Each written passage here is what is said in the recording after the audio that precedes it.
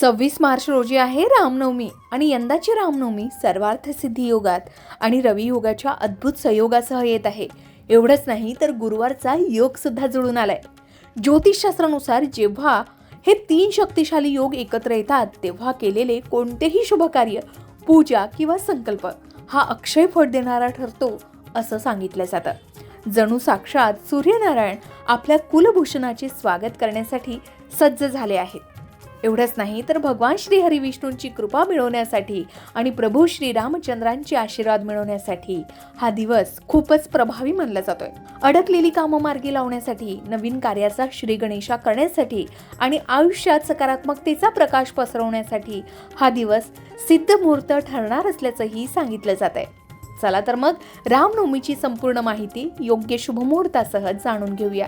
सोबतच या दुर्मिळ योगायोगाचा लाभ आपण आपल्या आयुष्यात कसा करून घेऊ शकतो हेही बघूया. तर पंचांगानुसार रामनवमी गुरुवारी 26 मार्च रोजी साजरी केली जाणार आहे. स्मार्त परंपरेनुसार मुख्य उत्सव हा 26 मार्च रोजी आहे, मात्र वैष्णव भक्त 27 मार्च रोजी रामनवमी साजरी करू शकतात. कारण नवमीची तिथी सुरू होते 26 मार्चला सकाळी 11:48 आणि ही तिथी समाप्त होणार आहे 27 मार्च रोजी सकाळी 10:06. त्यामुळे मध्यान्ह मुहूर्त सर्वात शुभ मुहूर्त आणि राम जन्मोत्सवासाठी पूजेसाठी शुभ मुहूर्त 26 मार्च 2026 रोजी असणार आहे सकाळी 11:31 पासून ते दुपारी 1:58 तब्बल 2 तास 27 मिनिटाचा कालावधी हा सर्वात शुभ मुहूर्त मानला जातोय. सोबतच मध्य मुहूर्त म्हणजेच प्रभू श्री रामचंद्रांच्या जन्माचा क्षण दुपारी 12:44 साजरा करण्यात येणार आहे. मुंबई महाराष्ट्रासाठी द्रिक पंचांगानुसार ही अचूक वेळ असणार आहे. या काळात राम जन्मोत्सव, पूजा आणि जप केले जाऊ शकतात. या काळात केलेली पूजा ही दुप्पट फळ देणारी मानली गेली. सोबतच आपण राम जन्मोत्सवाच्या दिवशी म्हणजे रामनवमीच्या दिवशी ब्रह्ममुहूर्तात उठावं, स्नान करावं, स्वच्छ वस्त्र परिधान करावेत, घरात गंगाजल आणि गोमूत्र शिंपडून दाराला तोरण लावावं, पूर्वेकडे तोंड करून बसावं, उजव्या हातात पाणी घेऊन संकल्प करावा की माझ्या हेतूसाठी राम जन्मोत्सवाचं व्रत मी करतो आहे किंवा रामनवमीचं हे व्रत मी करतो आहे असं म्हणत संकल्प करून कलश स्थापना आणि अभिषेक करावा. प्रभू श्री रामचंद्रांची मूर्ती घ्यावी, त्याच्या समोर कलश ठेवावा, पंचामृतानं प्रभू श्री रामचंद्रांच्या मूर्तीला अभिषेक करावा. आपल्याकडे रामाची मूर्ती नसेल तर बाळ श्रीकृष्णाच्या मूर्तीला आपण अभिषेक घालू शकता. त्यानंतर तुळशीपत्र, चंदन लावून वस्त्र आणि फुले अर्पण करून पंचोपचारे किंवा षोडशोपचारे पूजा करावी. पूजा झाल्यानंतर आपण ओम श्री रामाय नमः या मंत्राचा 108 वेळा जप करावा. शक्य असेल तर रामरक्षा स्तोत्र किंवा रामचरितमानस बालकांड वाचावे. किमान आपण 11 वेळा हे वाचन करू शकता.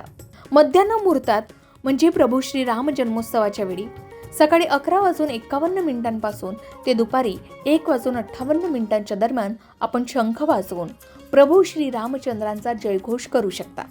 रामाची मूर्ती पाळण्यात ठेवून आपण यावेळी राम जन्मोत्सव सुद्धा साजरा करू शकतो.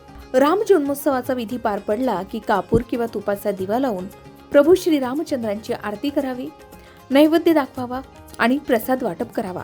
हा विधी आपण घरच्या घरी अगदी सोप्या पद्धतीनेही करू शकता. याचबरोबर रामनवमीच्या दिवशी काही विशेष उपाय केले जाऊ शकतात. ते म्हणजे दिवसभर राम राम किंवा ओम श्री रामाय नमः या मंत्राचा जप करू शकता. यामुळे सर्व संकट दूर होतात. सकाळी आणि संध्याकाळी रामरक्षा स्तोत्राचं पठण करू शकता. यामुळे रोग, भय, शत्रू नष्ट होतात. या दिवशी दान केल्यानं पुत्रप्राप्ती आणि समृद्धीसाठी आशीर्वाद मिळतात.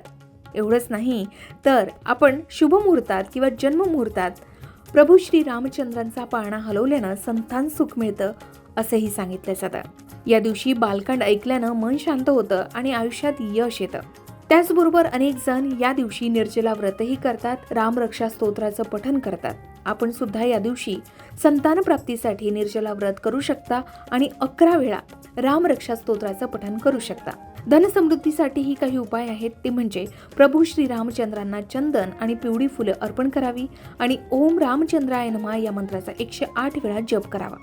यामुळे घराची भरभराट होते असं सांगितलं जातं. त्याचबरोबर आरोग्यासाठी अगदी साधा आणि सोपा उपाय आहे तो म्हणजे तुळशीपत्रासह प्रभू श्री रामचंद्रांच्या 1008 नावांचा नामजप करावा। एवढंच नाही तर या दिवशी हनुमान चालिसाचं पठण करून सोबतच रामरक्षा स्तोत्राचं पठण करून आपण शत्रुनाशासाठी हा उपाय करू शकता। मात्र या दिवशी हे व्रत करत असणाऱ्यांनी किंवा कोणीही रामनवमीच्या दिवशी भांडणं करणं टाळावी, खोटं बोलणं टाळावं, दान करावं आणि प्रभू श्रीरामांचे आदर्श डोळ्यासमोर ठेवून कार्य करावे। यामुळे आपल्या घरात आनंद, शांती आणि समृद्धी येते असं सांगितलं जातं। त्याचबरोबर रामनवमीचा उपवास अनेक जण करतात। हा उपाय किंवा हे व्रत केवळ शरीर शुद्धीसाठी नाही तर मन शुद्धीसाठी सुद्धा केलं जातं। आपणही आपल्या शक्तीनुसार निर्जला किंवा फलाहारी उपवास या दिवशी करू शकता। आता या उपवासात काय खावं आणि काय टाळावं तर साबुदाणा, वरईचा भात, बटाटे, फळे आणि दूध आपण हे खाऊ शकता। मात्र या दिवशी मीठ असलेले कोणतेही पदार्थ खाऊ नये। धान्य, कांदा, लसूण आणि सर्वात महत्त्वाचं म्हणजे या दिवशी क्रोध करणं टाळावं। असं म्हणतात की अन्नापेक्षा आपल्या शब्दांचा गोडवा असणं हेच प्रभू श्री रामचंद्रांना अधिक प्रिय आहे। त्याचबरोबर आधी सांगितल्याप्रमाणे अगदी घरच्या घरी आपण पूजा करू शकता। आपल्या घरी प्रभू श्री राम जन्मोत्सव साजरा करू शकता। या दिवशी अगदी काहीही जमलं नाही तरी आपण या दिवशी रामरक्षा स्तोत्राचं पठण 11 वेळा आवर्जून करावं। यामुळे संपूर्ण व्रताचं फळ मिळतं असंही सांगितलं जातं। यासोबतच आणखी एक पुण्यदायी काम करावं ते म्हणजे गरजूंना अन्नदान करावं। या सेवेमुळे सुद्धा प्रभू श्री रामचंद्र आपल्यावर नक्कीच प्रसन्न होतात असं सांगितलं जातं। मग अशा प्रकारे आपणही प्रभू श्री रामचंद्रांचा जन्मोत्सव साजरा करू शकता। 26 मार्च रोजी गुरुवारी रामनवमी असल्यामुळे सर्वार्थ सिद्धियोग आणि रवी योगाच्या सोबतच गुरुवारच्या अद्भुत संयोगामुळे जुळून आलेल्या या दिवशी आपण कोणतेही शुभ कार्य, पूजा किंवा संकल्प आवर्जून करावा आणि अक्षय पुण्याचं फळ मिळवावं असं सांगितलं जात आहे। रामनवमी विषयी ही संपूर्ण माहिती तुम्हाला उपयुक्त वाटली असेल अशी खात्री आहे। तुम्ही रामनवमी किंवा प्रभू श्री रामचंद्रांचा जन्मोत्सव कशा प्रकारे साजरा करता कमेंट करून नक्की सांगा। अशाच प्रकारे सण, उत्सव, व्रतवैकल्य, उपासना, पूजाविधी या संबंधित आणखी काही माहिती हवी असेल किंवा वास्तुशास्त्र, अंकशास्त्र, ज्योतिषशास्त्र या विषयावर तुमच्या मनात काही शंका असतील तर त्या कमेंट बॉक्समध्ये नक्की विचारा। तसेच तुम्हाला आणखी कोणत्या विषयांवरचे व्हिडिओ ऐकायला आवडतील हेही आम्हाला कमेंट करून जरूर कळवा। या सर्व विषयांवर योग्य आणि संपूर्ण मार्गदर्शन तुमच्यापर्यंत पोहोचवण्याचा आमचा हा प्रयत्न नेहमीच राहील, म्हणून कमेंट करायला विसरू नका। अशाच प्रकारच्या माहितीपूर्ण व्हिडिओसाठी लोकमत भक्ती चॅनलला नक्की सबस्क्राईब करा आणि बेल आयकॉनला क्लिक करा, म्हणजे आमच्या नवनवीन व्हिडिओचं नोटिफिकेशन तुम्हाला मिळत राहील। तसेच योग्य आध्यात्मिक मार्गदर्शनासाठी लोकमत भक्तीच्या फेसबुक पेज आणि इन्स्टा पेजला लाईक आणि फॉलो करायला विसरू नका।